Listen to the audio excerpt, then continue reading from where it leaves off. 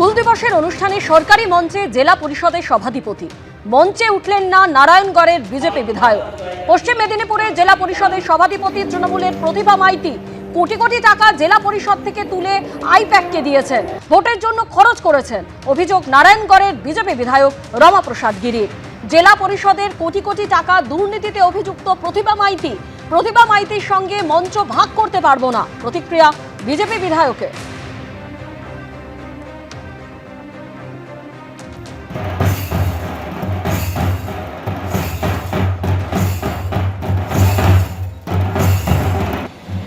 হুল দিবসের অনুষ্ঠানে সরকারি মঞ্চে জেলা পরিষদের সভাধিপতি আর মঞ্চে উঠলেনই না নারায়ণগড়ের বিজেপি বিধায়ক। তিনি অভিযোগ করছেন যে পশ্চিম মেদিনীপুরের জেলা পরিষদের সভাধিপতি প্রতিভা মাইতি কোটি কোটি টাকার দুর্নীতি করেছেন এবং জেলা পরিষদ থেকে টাকা তুলে আইপ্যাককে দিয়েছেন, ভোটের জন্য খরচ করেছেন। তাই প্রতিভা মাইতির সঙ্গে মঞ্চ ভাগ করতে পারবো না, প্রতিক্রিয়া বিজেপি বিধায়কের।